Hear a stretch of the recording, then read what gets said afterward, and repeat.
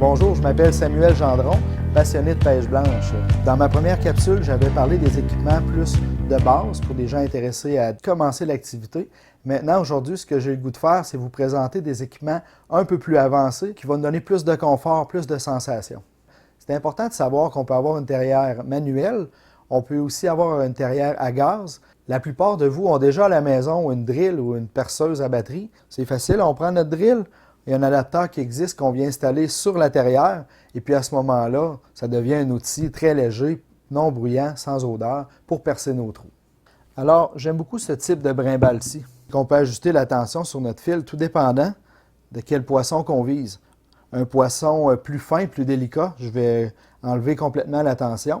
Si j'ai un poisson qui est plus agressif, plus puissant, je vais pouvoir augmenter la tension sur ma ligne pour avoir quand même une bonne résistance.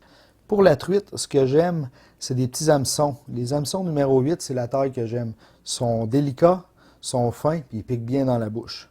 Souvent, je vais les utiliser avec des vers de terre, des petits bouts. C'est bon des petits bouts, juste sur l'extrémité.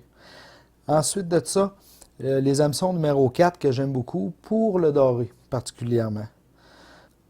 Pour les plombs, on a différentes grosseurs. Un secret, c'est d'avoir une bonne variété dans notre coffre.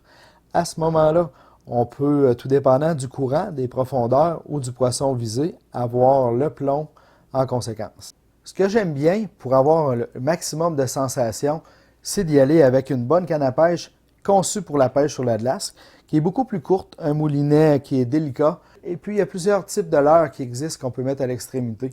À ce moment-là, on commence à avoir un plus de challenge avec le poisson. Le sonore, ce qu'il va m'apporter, il va m'identifier la structure sous la glace. S'il y a présence de poisson, je vais les voir immédiatement. Après ça, je vais voir même mon leurre sur ma canne. Alors, si je me mets à jiguer, je vais voir en live le mouvement de mon leurre et évidemment mon poisson qui vient m'attaquer. Et puis ça, c'est un feeling, une fois qu'on a goûté à ça, on ne veut plus retourner en arrière. Le confort, c'est important. Avec une tente, je suis à l'abri du vent, je suis à l'abri des intempéries et puis je peux me garder au chaud. Il y a plusieurs types de tentes, plusieurs dimensions. Encore là, je vous recommande d'aller rencontrer un spécialiste qui saura vous orienter vers vos besoins. Avec ça, évidemment, moi, j'ai toujours une chaufferette. Il y a plusieurs modèles. Il y a un petit modèle comme ça qui est intéressant, qui va être utilisé plutôt en début de saison. On peut aller jusqu'à des 20 000 BTU. Lorsque je vais jiguer, c'est assez simple. Première étape, je vais donner un peu de fil pour laisser descendre mon leurre jusqu'au fond. Une fois rendu au fond, je vais le remonter légèrement. Je fais un petit mouvement de va-et-vient comme ça. On peut varier les vitesses, on peut y aller plus saccadé, on peut varier les hauteurs. Ce qui est important, d'essayer de toujours le faire en douceur et à répétition.